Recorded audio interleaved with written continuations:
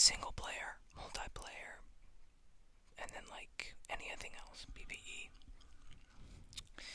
So, and then I'll evaluate each of those modes and how well they perform, and my level of enjoyment and the quality of life, I think, for the player during their playthrough or any other kind of consumption of that media. So yeah, I will be doing Battlefield 1 as my first pick, mostly because it's my favorite game of all time. Battlefield 1 is a World War I first-person shooter by DICE and EA. And this is their, I'll just say, second to last installment in the Battlefield franchise. This is the first Battlefield I played, so yeah, not an OG Battlefielder, but yeah, I play this game a lot. I'm like level 101 or something, 102. I'm assault class, rank 50. I'm almost 50 on my support, and everything else is low or mid 40s, except for my tank and planes. Those are not very high, or my cavalry, but whatever. Anyway, I have an experience with this game. It's basically what I'm trying to tell you. I was there for the changes. I was there since day one, basically. For Battlefield 1, not Battlefield. So I can't really compare this accurately with other installments, but I can do it as a standalone game, and I think that's how really every game should be. It is important, though, to compare and contrast a little bit, but that doesn't matter. So, I will be getting into this. I hope you guys don't mind my window open either. I really like my window open, because I got cars that travel by and stuff like that, but I like it. So I'm going to go on to the criteria. I'm going to do the criteria for the campaign first. Alright, so when it comes to Battlefield 1's campaign, I'm going to be judging it on this criteria. If you think I'm missing any, you can leave it in the comments, and I will judge it accordingly. It goes for any other game mode as well. But I'll be doing it off the basis of the portrayal of the time period, historical accuracy, characters, challenges, content, and finally the ending. So, first on the list, portrayal of the time period. So,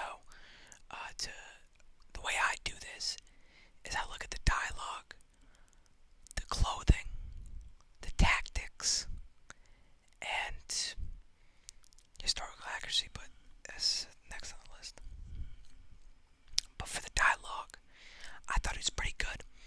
I thought it was believable, but I think it was a little exaggerated. I feel like there could have been more authenticity to the dialogue. I thought it sounded a little too modern, because this is 14, 15, 16, 17, and 18. So the dialogue could have been better, in my opinion. The clothes, I'm not a expert on World War One, but the clothes looked authentic to me. I don't know, I didn't study them, but they looked authentic. But another component of betrayal, when you're betraying a war such as this one, I feel it's also important to portray the soldiers accurately. And I thought they did a great job portraying the Allies. They didn't portray the Central Powers very well. Obviously, every war story, the way it's set up, you take control of a soldier in a different theater of war throughout World War One. Unfortunately, it's all from the Allied side. However, I don't think they demonize or vilify, I should say, your opposition either. I feel like you're fighting these guys, and it's because you're fighting them. You don't really know the reason why. You can learn the reason why, but it's not like these guys are doing something bad. It's more a conflict between nations, which is very well. However, there is still no representation of the Central Powers as a protagonist, which I don't really like that. I like it when games go on both sides of the gun. So yeah, that's what I got for betraying. And as for this, also incorporates immersion into the time period, and I think they did a great job. Okay, Dolby times at 3 a.m. I think I'm actually, storming France, and in my tank. It's a very immersive game. Just need to see some betrayal of the Central Powers. That's it. Historical accuracy. This is a big deal to me. Now, there's some creative liberties you need to take when making a video game when it comes to historical accuracy. You can either A, portray the time period as accurate as possible, have a one-to-one recreation of real life, and that would suck. That'd be boring. I wouldn't want to play that game. So I can recognize some creative liberties to be taken. I allow that. However, that doesn't mean I'm not going to point out some silly ones. Stuff I'll let slide is like how a British soldier can pick up a Hellriegel, which Austrian soldiers don't even know how to shoot. Like 3 people know how to reload the gun. I will allow the British person being able to do that, or how every soldier has a bunch of ammunition, or how every soldier has a parachute. I'll let that slide. Why? Because it's gameplay. It would affect the gameplay negatively. So, I'll allow that. But there's some stuff that I find annoying.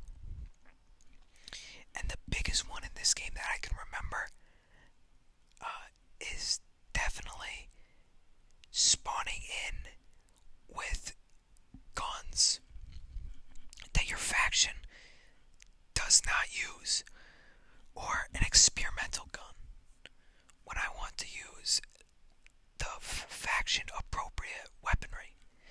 For example, you spawn on Gallipoli, on the Runner Camp War Story. You spawn in with a SMLE with a sight on it and a shotgun. Like, I would like to see a base Leanfield, a basic infantry given Leanfield, and a 1911 maybe. And then you could pick up guns off the ground and do stuff like that. I will applaud them though for their incorporation of a female protagonist, especially in World War One, because as you know, there are very, very, very, very few female soldiers. There's the Women's Battalion of Death with about 400 women, and that got shut down in like 18 days. So, yeah. But however, the Bedouin, that is completely plausible. That's completely fine. I love to see that in a video game. Tell the true story, not the tweaked story, I should say. I'm referring to Battlefield 5. Because it did a very poor job at portraying women in World War II. But this does a great job of portraying women and black soldiers. Having the Harlem Hellfighters in the game was very well, except I will say there's this little part in the first war story where you're in a tank and then the tank blows up and you're a black guy, which would not happen. There were no African American troops in a Mark V tank. I will tell you that right now. That did not happen. So that was it's a little pet peeve there, but whatever. Cry about it. But yeah. The protagonists in this game solid. We got our 6 characters. We got the Harlem Hellfighter. I think he's unnamed. I don't ever recall a name being shared. We have Edwards, Daniel Edwards. We have Clyde Blackburn, the pilot, the Italian, the Arditi, Frederick Bishop, and Zara. And we have supporting characters, like Lawrence of Arabia, Jack Foster, Townsend, Wilson, and I guess the daughter in the Italian story. And they're all solid characters. There's none really go through any story arcs or character arcs besides Frederick Bishop. But I felt this was a little cringy, He's the mentor, and then he's got to sacrifice his life for his student, It's kind of cringy, but I like it. I would say he's the best character in the game. And the most bland protagonist, probably the Italian. Yeah. I wasn't a fan. I thought he was a little bland. I didn't like the recalling, the way they did the flashbacks. I thought it was a little cheap, but pretty solid characters. Now I'm gonna go over challenges. When I mean that, I'm incorporating the in-game challenges, not the Xbox challenges, because those are jokes. But I mean, maybe I'll point them out, one or two. Maybe some was really hard. I don't think anybody would ever do that, but I'm also going to talk about the rewards that you get for these challenges. So there are 53 codex entry challenges in the campaign specifically. And the thing about codex, the way they do the way that you get rewarded is, I think you get I don't think you get any XP. So that kind of sucks. I wish campaign was incorporated into your multiplayer progression as well. I think you do get a gun, maybe. I think you might get a 1911, or maybe no, you get a melee for sure.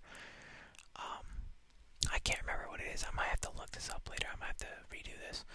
But and then they had the field manuals. But the thing about the codex entries is it rewarded you with information about the stuff you were doing in the campaign, and that is brilliant to me.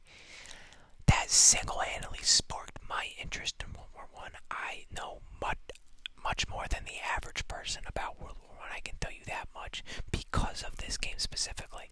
Not just because I read the codex entries, but because I read the codex entries, and they got me, they intrigued me, they inspired me to learn more about this topic. And it's stuff like that I really look for in a game. Like, they have that much dedication to informing people, because what they're doing is basically you're exploiting men's sacrifice for capital. That's what every war game, that's what every war movie does. It exploits sacrifices for capital. But what it does in turn to make up for that is it inspires people to learn about these people's sacrifices, and this game does that fantastically. I don't think I've seen a game do it better than anyone else. There's a difference between empathizing sacrifice and trying to learn about their sacrifice. And if you learn about these men's sacrifices, it will put a lot of stuff into perspective, because these men essentially died for nothing. But that's a story time. That's a discussion for another day. And the field manuals. I don't really like those missions where you gotta go look for something in the mission specifically. I don't like those. But it was okay, because they were easy. You just look up a guide. It's easy.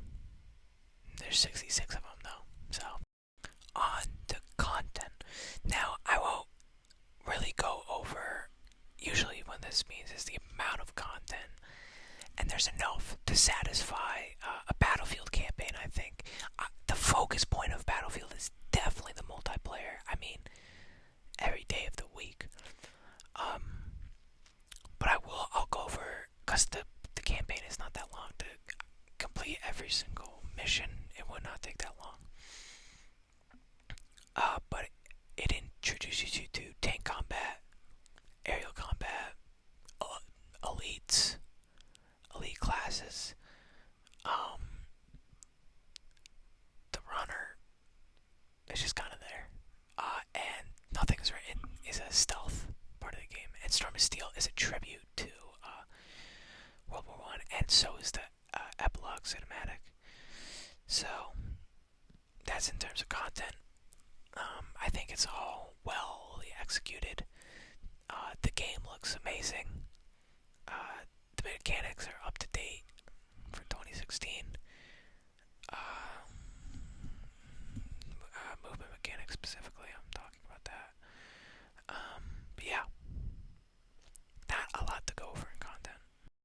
And finally, the ending. Now, you can do any of the war stories, whatever order you want. And we all know how World War One ended. But the way that they send off the campaign is with their cinematic. And the description is, of the cinematic is a closing message for the Battlefield 1 team dedicated to those who served. And I think that's very important, is that DICE is recognizing the sacrifice and recognizing the achievement that these men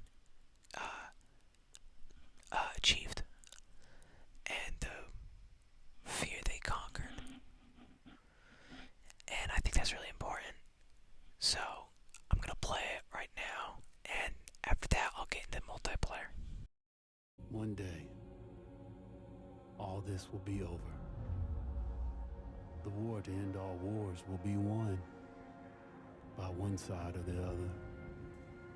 The guns will rust, grass will grow, and there'll be nothing left of any of this. The land will heal itself, as everything does in the end. We'll be long gone by then, but maybe not forgotten. History only remembers 1 in 1,000 of us. Then the future will be filled with stories of who we were and what we did, how we lived, how we fought, and how we died. When this is all over and the war is won, they will remember us. But until that day comes, we will stand. We will look death in the eye, and we will fight. There you have it, ladies and gentlemen.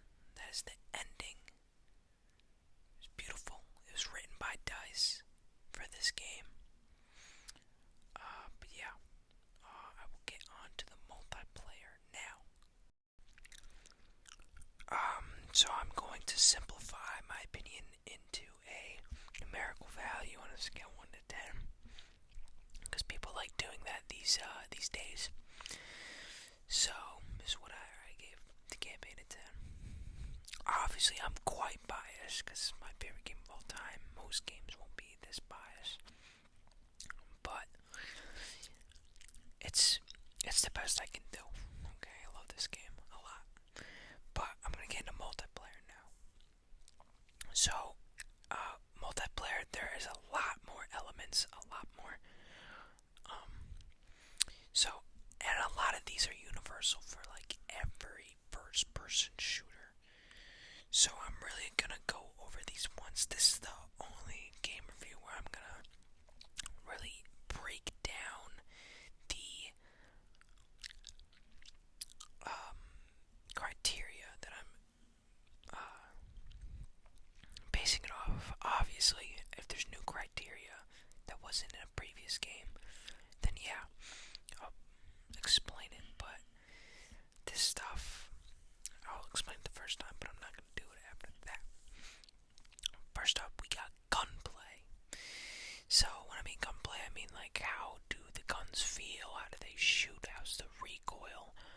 Are there any stupid mechanics in the game? Maps. This one's straightforward. Does the map function well? Does it play well? Movement, is it fluid? Is it up to date? Is it not is it effective, but is it fluid? I think fluid is the most important thing. DLC, how do you get it? Is it free? Do you have to pay for it? What is it? Is it good or bad? Customization, can you express yourself? Can you differentiate yourself from the average player or from an individual? You establish yourself as an individual. Balancing, for most games, gun balancing. For this game is also included. But for this game, it also includes tanks and planes and stuff like that. Challenges. What can I do in game to get better rewards? Graphics. Are the graphics up to date? Glitches. Are there game-breaking glitches? Or are there funny glitches? I like funny glitches. I think there should be intentional funny glitches. Progression. How do I get better stuff? How do I get more equipment? And last but not least, game modes. And this is game mode / playlists.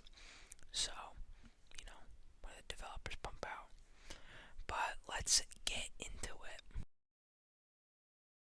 Alright, so first up, we got gunplay. Now, this is actually my biggest criticism of this game, because the gunplay in this game is so bad, bruh. Oh my god, bruh. If it didn't have random bullet deviation, it would be so good. The recoil pattern, it was cool how you could select left, right, or center. You could have a custom recoil pattern, that was cool. But the random bullet deviation, bro, come on. Come on, bro. Like, oh, it's so bad, bro. It's so bad. But besides that, I thought the guns felt, they felt good. Some of them felt clunky. The ones that were supposed to feel clunky. However, I did feel some of them were supposed to feel clunky, felt smooth as hell. I don't know. It's hard to describe the feeling of a gun. I don't know, because it's just like, you feel clunky or whatever. I don't know, this is weird. But, yeah, I can't really get into specifics on this because of how broad it is. But, yeah, if it had enough random bullet deviation, it'd be pretty good. But it'd be average, I think. But you will see a very low score on gunplay because of this. Because of random bullet deviation. So terrible. So terrible, bro. Alright, next up we got the maps. I'm gonna be going through these relatively quickly because ain't nobody got time for that, bro. But the maps, pretty good for the scale. There's not a lot of, or there is actually a lot of camping areas, but there are also a lot of flanking routes, which I think are probably the key component to maps. Like the way to flush an enemy out of a camping position, that's the most important part to a map to me. And I think Battlefield maps do great in that because of the vastness of the map. You can't go anywhere and have your back up against a wall besides like a house, and you're not gonna have a lot of traffic, like for snipers and stuff mainly. However, I do have kind of a problem with the water towers because you're loud as shit going up those ladders, but you can easily destroy them, so it's balanced. Alright, next up we got the movement system. It's pretty simplistic. You have sliding, and that's about it. That's the only really different. It's like the only real skill-based movement system you have. It's a Battlefield game. It's not focused on the movement, really. This movement is not part of the core gameplay. However, I do think it's important in FPS. It's simple. It's effective as it can be, but yeah, it's nothing special. DLC. When it comes to Battlefield and Battlefield 1 specifically, I don't think it's gotta be one of the greatest DLCs of all time. I mean, first of all, the trailers for the DLCs were insane. Sorry, I just hit my mic. Were insane. Okay, so good. The Ils ne passent pas. I don't think they shall not pass. Oops. That DLC, amazing. In the Name of the Tsar, amazing. Um, Turning Tides is pretty good. Wasn't as good as the previous two. Number 4, Apocalypse, great way to finish the game off. I mean, it was just amazing. It incorporated the other theaters of war, incorporated the naval combat. It was so good. DLC in this game was fan-friggin-tastic, and the trailers were too. I sometimes at night I literally just rewatch the DLC trailers. They're so stinking cool. Okay, I recommend everyone watching these at least 4 different times. They're so good. So good. Alright, so customization. This is where the game falters. It's got the weapon skins and the battle packs, and besides it, that's it. It sucked. You have your emblem, you have a custom emblem, which I guess I don't think a lot of games do that anymore because of, gamers are racist and homophobic, but, it had the custom emblems, but besides that, it's pretty lackluster. Not very good. Alright, now we are on to the balancing. So it's basically just the devs, the reaction to overpowered weapons. If you hop in the game today, the SMG08 still dominates, the Hellrigo dominates, but they were not in the same state as they were before. There is definitely good weapon balancing, and I think the game right now is in a solid position. It's not dominated by the Model 10 anymore. That thing was annoying. It was a pain in my butt, I can tell you that much. However, I do not like that Martini Henry nerf. I'm gonna be honest, I stopped playing the game after that Martini Henry nerf. I love that freaking gun so much, and they took it out. So, but besides that, yeah, pretty good weapon balancing. We're on to challenges now, and it's the same thing with the previous challenges, but what are you gonna do? These challenges were a lot harder, and I think they definitely could have been improved. I think there could have been more variety. It was more just get kills and win on this map. Besides that, pretty good. And the codex entry thing, again, that is an amazing way of doing challenges. You also had weapon specific challenges. Those were better. They were pretty hard though. There's the destroy 3 airplanes with a LMG. That was hard. I don't think I did that. I think I did. Or no, it's 2 airplanes. I don't even think I did 1. That was hard. Or you could always get a friend to do it, but I didn't because shut up. But on the graphics now, graphics were phenomenal for the time. I think they held up better than Battlefield 5's. But yeah, graphics get a good mark for me. Glitches. I don't think there were a lot.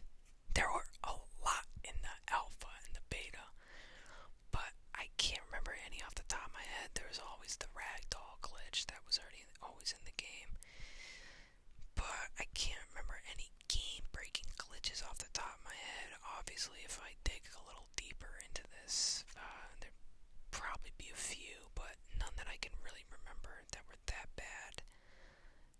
Progression, it's pretty lame, I'm not even gonna lie. You just go up class ranks and your main level, which all depended on XP. You don't combine all your class ranks together and that's your main level. You just level up, and leveling up your main level is pretty slow.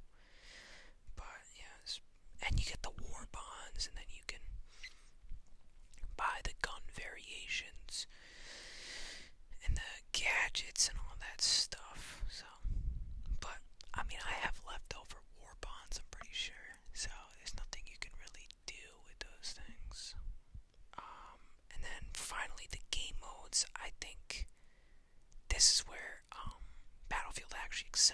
they still release game modes after 5 year or playlists. They still release playlists after 5 years of the game being out.